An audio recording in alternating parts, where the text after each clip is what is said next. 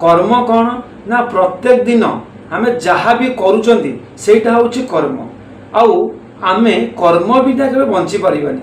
देखु ना समस्ते आम कर्म करुँच जड़े सांसारिक पुरुष सांसारिक लोक से भी कर्म करुँची बंचापी आउ जड़े साधु सन्यासी जो मैंने अच्छा से भी कर्म कर सामान्य देख मनीष छाड़ दिंतु गोटे पिंपुड़ीटे सी कर्म करुँच बंचापी कहीं ना आमको भगवान जन्म देते आमे प्रकृति रे जन्म होती ये समाज रे बंचुंट ये परिवेश रे आमे रही तो जी भी ए परिवेश रे जन्म नहीं जी भी ये संसार रोचे से जीव हुंतु मनुष्य हुंतु जी भी हुंतु समस्ते किछि ना किछि कर्म करेंगे कहीं जन्म सहित कर्म मध्य निर्धारण करा को कर्म करने दरकार किए केमिति कर्म करुछि सबकि जन्म सहित निर्धारण करा तेणुक आम केबे भी कर्मरु विमुख हो पारिबा नहीं।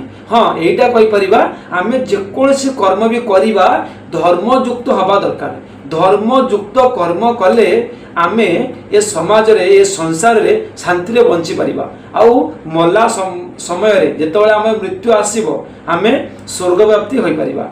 नमस्कार जय जगन्नाथ शुभ सकाळ समस्त को। वर्तमान आम गीता पढ़ी तो आपण को गीतार गोटे श्लोक शुणेबी तो आज मु आपण पाखे रखी गीता ज्ञानर तृतीय अध्याय रे 5 नंबर श्लोक। आज मु आपन 5 नंबर श्लोक शुणेबी आम आज देखा 5 नंबर श्लोक रे कौन लिखाई। आसतु गीता ज्ञान एवं आरंभ करवा। गुरु ब्रह्मा गुरु विष्णु गुरुदेव महेश्वर गुरु साक्षात् परम ब्रह्म तस्मै श्री गुरवे नमः। ओम गुरुदेवायो नमः ओम गुरुदेवायो नमः। एबे मु आपन को गीता ज्ञानर से 5 नंबर श्लोकटी पढ़ी के आपन को सुनेबी। नहि कस्य क्षणमपि जातो तिष्ठत्य कर्म कृत कार्यते अवश्य कर्म सर्व प्रकृति जयी गुणे। देखंतु कौन कहला ना ही होउची निसंदेह कश्चित होउची कौनसी मनुष्य जातु अर्थ होउची कौनसी काल रे जातु अर्थ होउची कौनसी काल रे क्षणम होउची क्षण मात्रे अपि होउची मध्य अकर्मकृत होउची कर्म न करिकी न तिष्ठति रही पारे नाही। कौनसी भी मनुष्य कौनसी काल रे कर्म न करिकी रही पारे नाही। सर्व होउची समस्त प्राणी प्रकृति होउची प्रकृति जनित समस्त प्राणी होउची प्रकृति जनित गुणे होउची गुण मानक द्वारा अवश्य होउची परवश होई कर्म होउची कर्म करिबाकू कार्यते बाध्य हुअंती। देखंतु आज्ञा ये समाज रे समस्त कर्म करूचंती ना यह निसंदेह जे कौनसी मनुष्य कौनसी समय क्षणे सुधा कर्म न करिकी रही पारिबो नाही। कारण समस्त प्राणी प्रकृति उत्पन्न गुण मानक द्वारा परवश होई कर्म करिया बाध्य हुअंती। तापरे कौनसी मनुष्य कौनसी समय क्षणे मध्य कर्म न करी रही पारे नाही। यही वाक्यर उद्देश्य कौन ना यह द्वारा भगवान देखाई देइछथि जे बसिबा उठिबा खाइबा पीबा सोइबा जाग्रत हेबा विचार करिबा मनन करिबा स्वप्न देखिबा ध्यान करिबा समाधि हेबा ये सबु क्रिया कर्मर अंतर्गत। देखंतु आमे खाली कहबानी जे आमे जाई कि बिलरे काम करिबा कोनोसी इंडस्ट्री रे काम करिबा सेटा को केवल कर्म कहिबा बाकी नाही सेटा होची भूल कथा।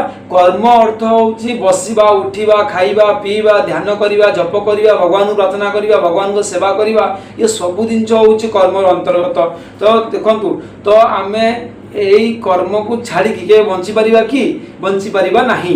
तेणु कहे तेणु जे पर्यंत शरीर रही से पर्यंत मनुष्य निजर प्रकृति अनुसार किछि ना किछि कर्म करुଥାଏ। कौनसी लोक गोटे क्षण भी स्वरूपत कर्म त्याग करी रही पारिबो नाही।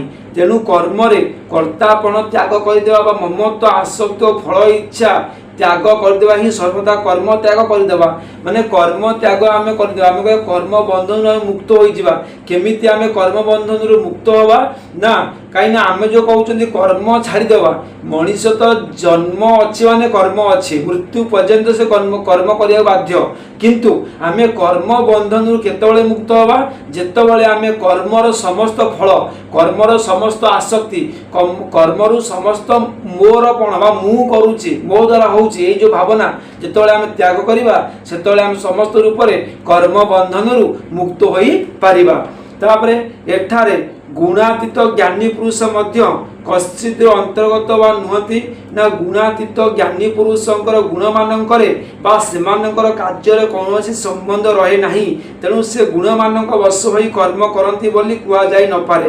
तेणु गुणातीत ज्ञानी पुरुष कश्चित पतर अंतर्गत हुअंती नाही तथापि मन बुद्धि और इंद्रिय आदि संघात रूपक तांक जो शरीर लोक मानक दृष्टि रे थाए ताहा द्वारा तांकर ओ अन्य लोकक प्रारब्ध अनुसार नामा मात्र कर्म होउताए किंतु देखंतु प्रारब्ध अनुसार किछि कर्म मध्य थाए जहा को हमरो करिबा को ही पड़ी थाए किंतु कर्तापण नथिवारु सेही कर्म प्रकृति कर्म नुहे ही तांकर मन बुद्धि इंद्रिय आदि संगात कर्म को शरीर को कश्चित अंतर्गत बोली मानिबार कोनोसी आपत्ति नाही कारण ताहा गुणर कार्य होइतिबारु गुणरु अतीत नुहे बरं सेही शरीररु सर्वदा अतीत होई जिबा ही ज्ञानीकर गुणातीत होई जिबा।